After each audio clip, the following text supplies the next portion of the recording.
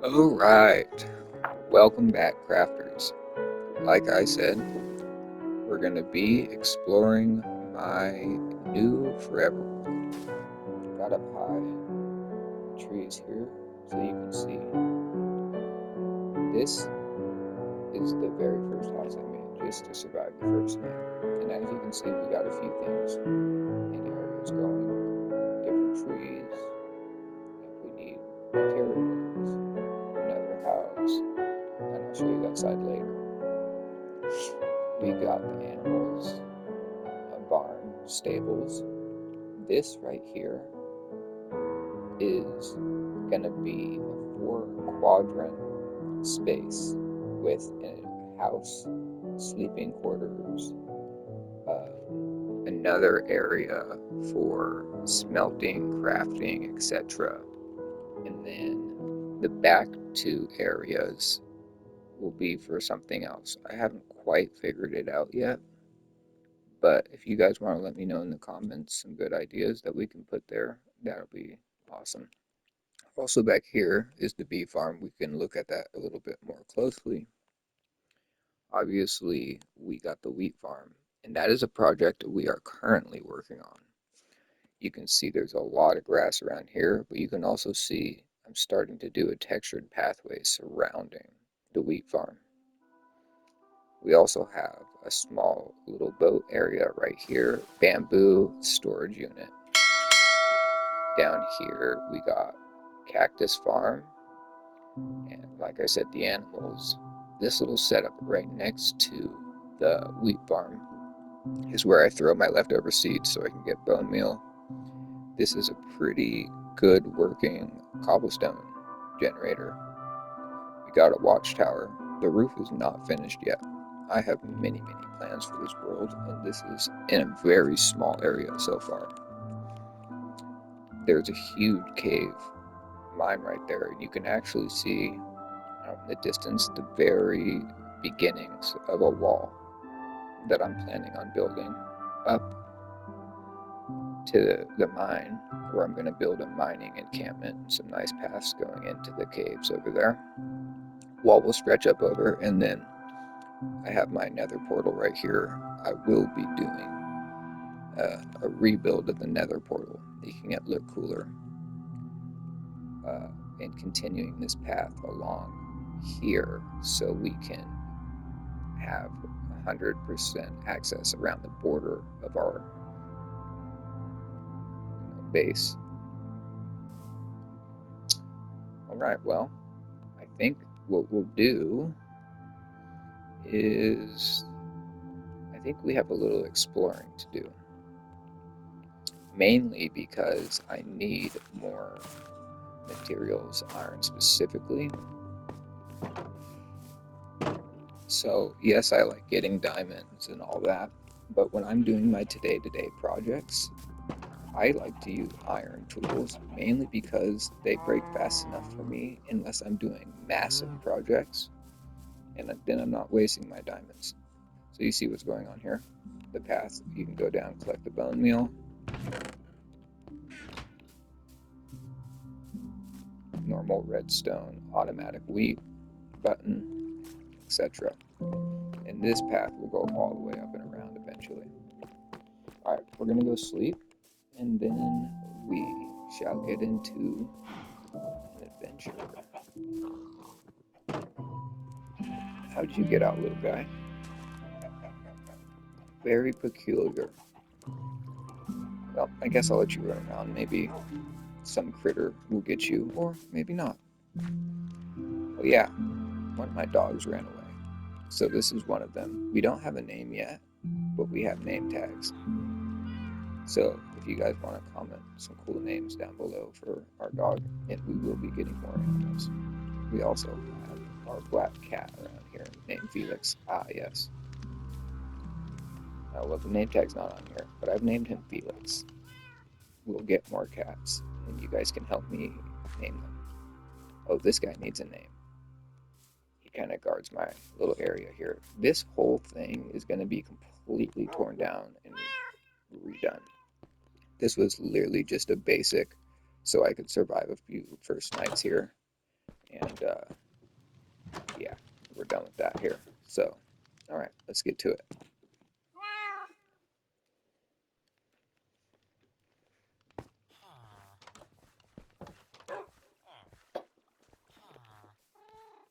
What was that? Oh, okay. I was like, I heard the door open. Just to be able to just flying out, going about his business. Okay, okay. Oh, you know what? Real quick before we take off, we got a fireplace here. And then mine entrance. This thing is extremely massive. We spent countless hours in here. I have a friend that will sometimes get on and help. Not much though. Most of this has been my project that I've had to do. But yeah, this goes all the way down, I think, to negative 14. In fact, you know what? We'll go check it out right now. And then I have multiple offshoots that I do for strip mining. During these explorations, I've actually stumbled upon caves, natural caves. Perfect, negative 14, just as I thought. Now, I was going to keep going directly down, but as you can see, we have this secondary section right here. And the reason is because these offshoots have become really lucrative. Like, they don't look like much, especially this. This was just some iron that I chased down. But the real trick of this is actually this does go to one of the caves that I found. So I'll just give you a quick peek of that real quick. It's pretty big, to be honest, as you can see. But we've kept pushing. So if we go back down here to this intersection, so we came from here, that's that little dead end. That's one cave. Go down here, this should drop us all the way down to negative 28 or something like that. 23, but we're not done because I have these mine corridors here, as you can see, you know. But the thing is you go from down this corridor, bam, past this, take your first right, and you skip it, and you see how it slopes. That's how you know. You take your second right, and you go down another series. And this should lead us to the negative 30s and whatnot. So we've done a bunch in here, obviously. But all these go to different areas and sections, but we're going to keep dropping down here. As you can see, it becomes quite big. We are negative 30. Corridors are, they become pretty big. I almost get lost in my own cave sometimes, guys. I'm not going to lie. We've done so much down here over the past few weeks. Let's see. This, yeah, part of the exploration tactic is finding the secondary cave. Mainly, though, these do go on for quite a bit of ways in multiple directions.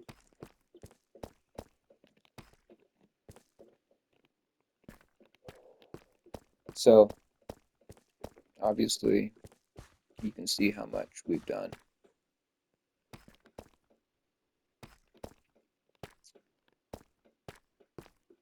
Really, I keep saying we, but my friends probably only spent 2 hours total in this world. So, those are the offshoots. We're going to go ahead and get ourselves back up and continue on our exploration.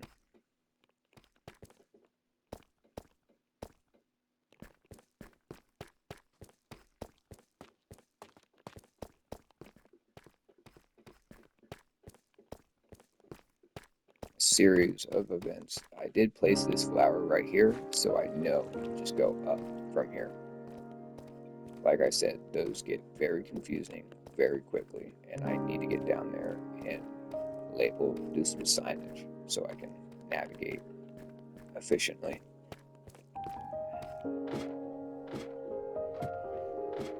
All right. If you guys have any ideas or cool things that we could add to this, let me know.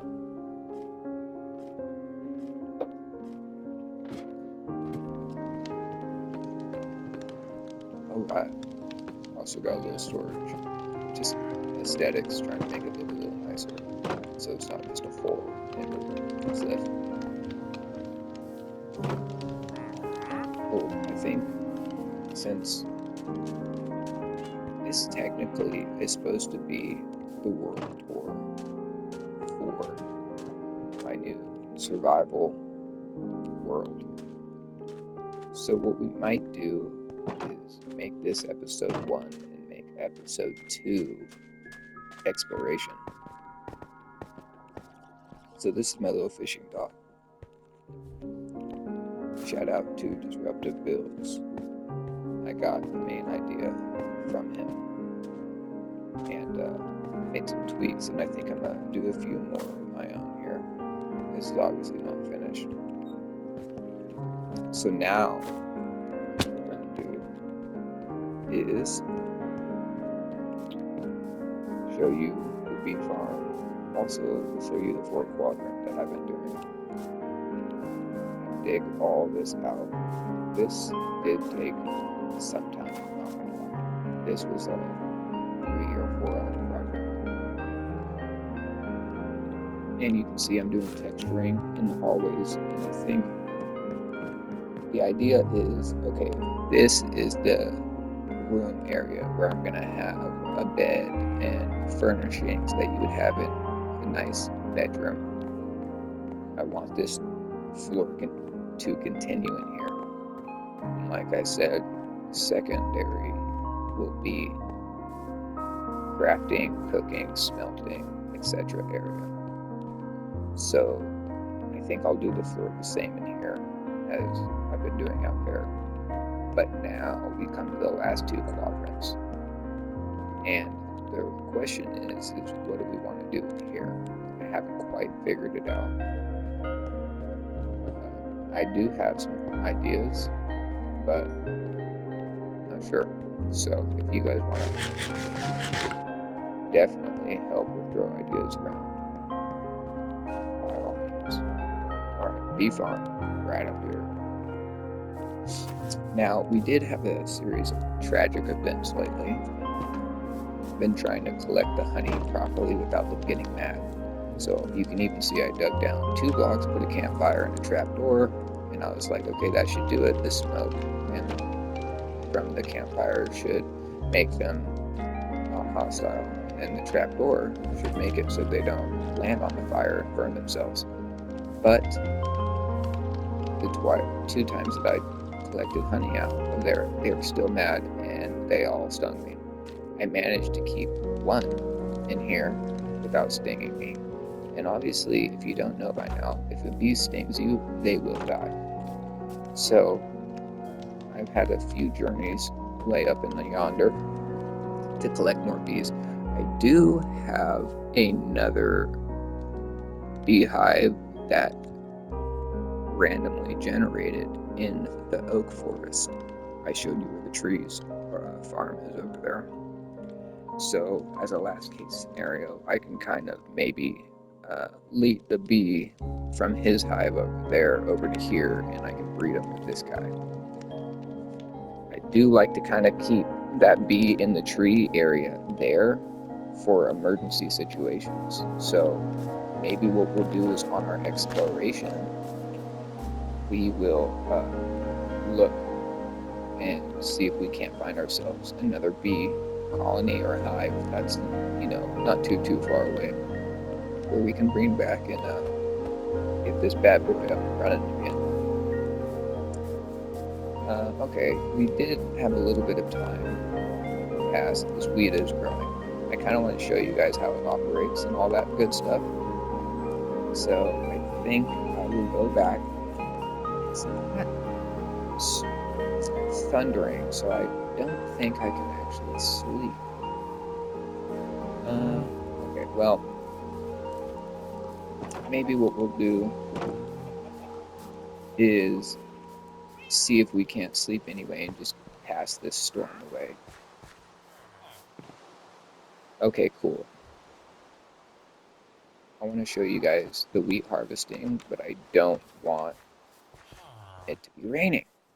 Okay, cool. I like collecting my carrots, but sometimes these guys will snag them without me wanting to. Obviously, it's nice because once a villager collects 20 carrots, they'll pretty much start breeding amongst themselves, and you can come back and have 15, 20 villagers. But it does get a little hectic when you want to keep the population at a cap. All right, well, you see we're doing pretty good. When this is fully grown in and you harvest this, you get about 2.5 full stacks of wheat and about the same worth of seeds. It only takes 70 seeds, I think, to replant the field. So you get almost a stack and a half extra that you can feed your chickens with to get feathers and stuff for arrows. And when you have a lot of chickens, you can put leftovers in here. I'll show you that right now.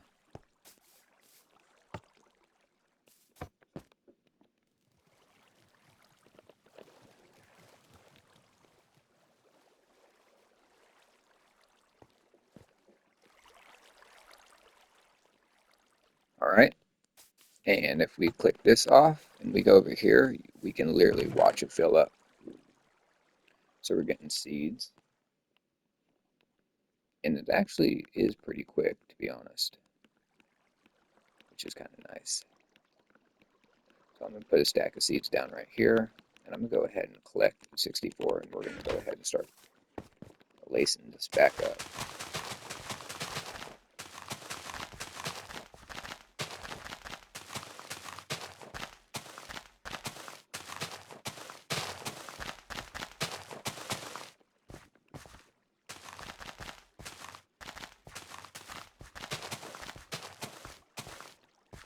Alright, let's go get another stack here. And you can see it's pretty quick. The seeds will filter in first, or sometimes the hay. It's pretty random what comes in or first, but you'll notice as soon as one is filled, the next will start.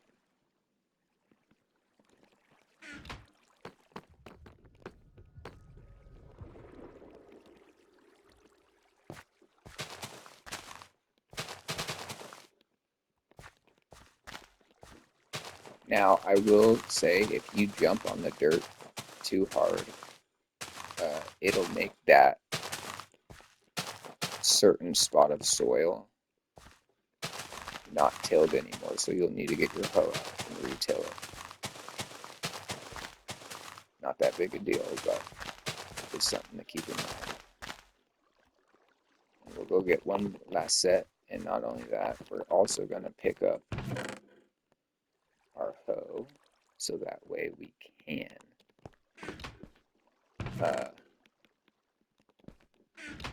take care of the mistakes that we did here. See, I jumped on this, and it turned it, so bam, like that.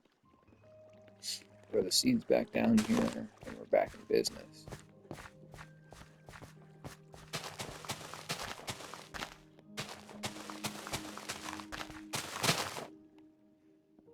Bam. And just like that, we're done. Pretty simple. Cool thing is too, is check this out. We got 32 extra seeds off that. And what we can do is take them all if we want. Go over here and drop them in. And this is pretty quick too, actually. I mean, you see how fast it's eating through these seeds.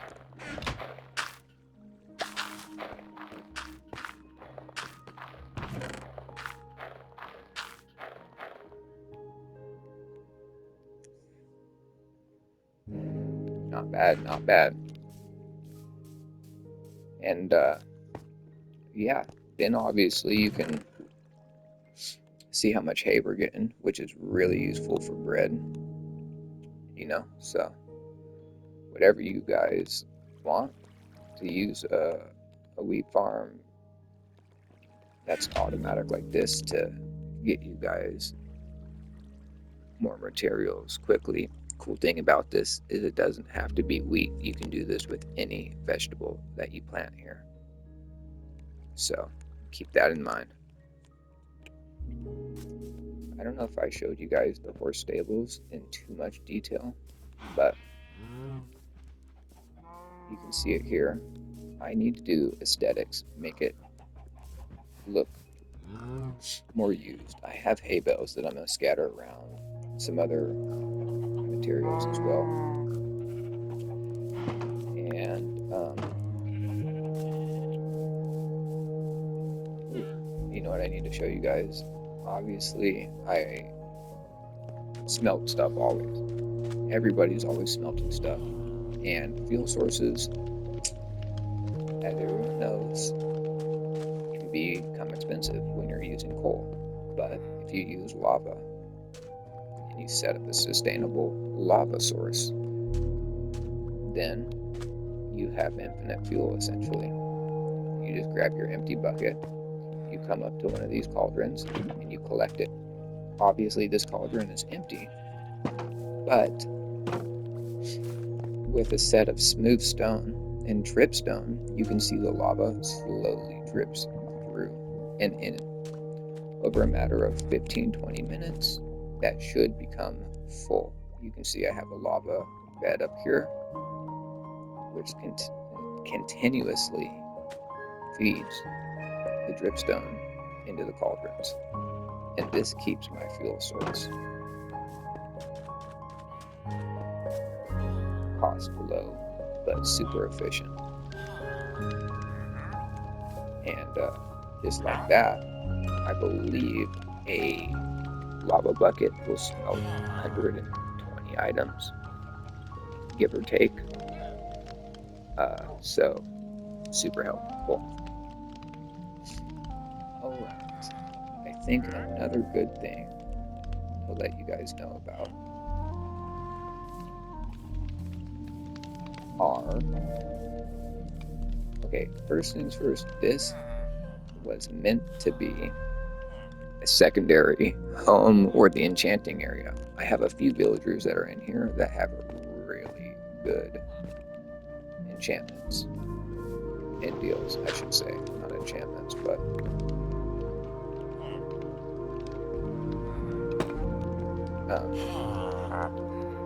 I can give this guy sticks, 32 sticks for a gem, and then I trade that gem back to him for 16 arrows, and that's, I mean, yeah, that's great. Take that all day, especially when I have my bamboo farm up there. I can go up there and I can cut all that bamboo down, and I get 6 stacks of 64 sticks. It gives me like 8 to 10 emeralds every time I cut down that little bamboo forest. He does paper and glass. Super nice, super convenient. So let's see, we'll put that there.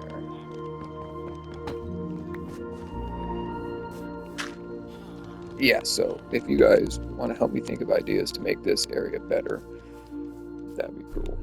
Kind of show you the walkway I was talking about that overhangs the cliff. This is so that way the borders of my area are 100% protected. You can see nobody can get up here near this side, you know, like they're coming in, we'll see you. And then if really out of control, we can get up high and bow and arrow attack you. This is going to go all the way around there where I told you that other half of the wall is going to be coming. And then I'll kind of show you what I'm talking about. There's a massive natural cave in here. And we've done a bunch of exploring down there. but I want to make an area. I'm not sure where yet. Maybe kind of like in here. I'm gonna like flatten it all out, and I'm gonna make like a mine camp with like tents and stuff, so it looks like the miners, they camp nearby. And then I'm gonna make some elaborate paths that kind of zigzag and wind their way down to the bottom. Because if you can see right now, all I have are, well, I mean, I do have paths and stuff, but they're just like brick and stone paths that zigzag back and forth across with water sources that I put for waterfalls. So I'd like all this to be way more efficient. You can see what's going on here. And I want this to be like a legit mine entrance. So instead of doing this side's actually a little bit smoother, you can see down here like this. But yeah, zigzag or, you know, a walkway that's kind of carved in to the cliff itself and kind of winds its way down, I think would be really cool. So obviously that's a project at some point in time.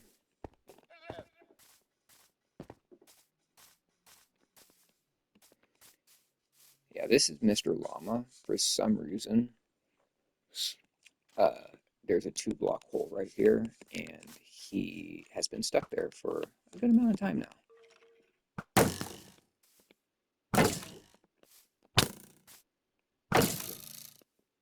Bye-bye.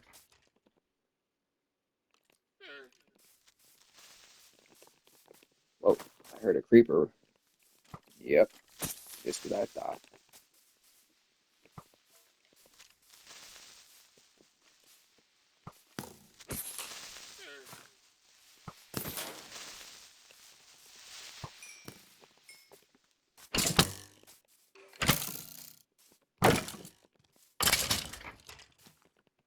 Wow, there's a lot of mobs right here. What's going on? All right, we're gonna go back and oh, there is one more thing I can show you. I'll show you the cobblestone generator. You can see the nether portal right there. That will be a different video. Well, hey little guy, how'd you get down there? Huh, well, that'll be, yeah. Alright, well, I'll deal with that at a different time. Cobblestone generator. It works pretty good, I'm not gonna lie. You can see how efficient it is. This is only with an iron, this is only with an iron, yeah, pickaxe.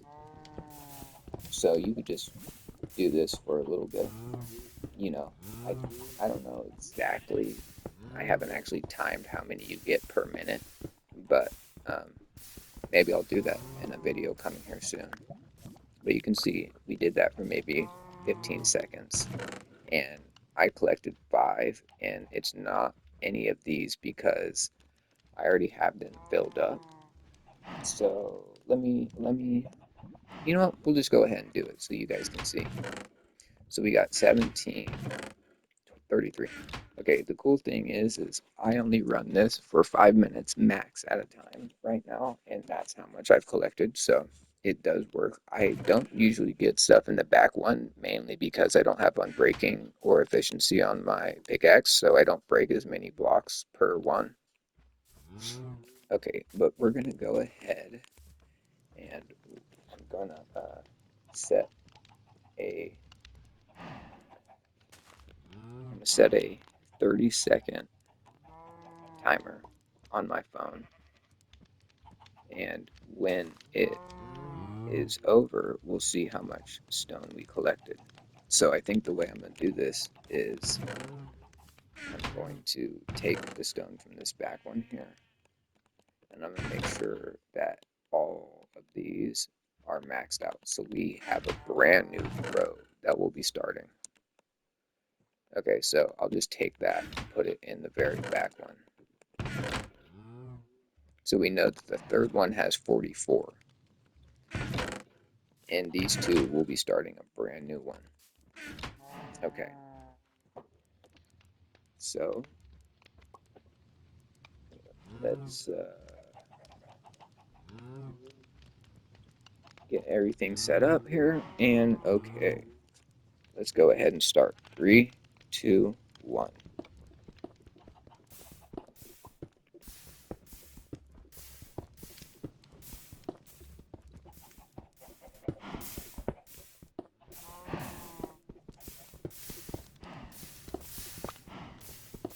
That's 15 seconds.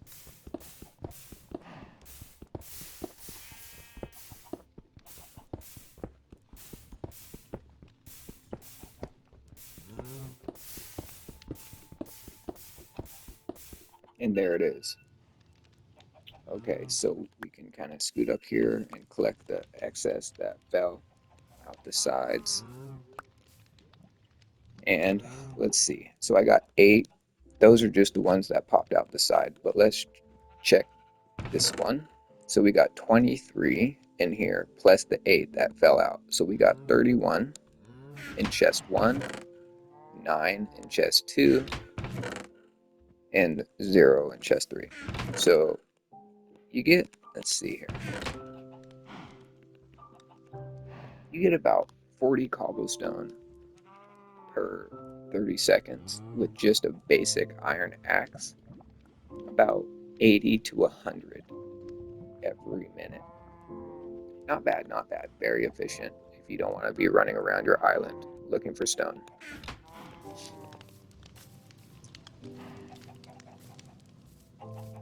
All right. Thank you, crafters, for joining me on another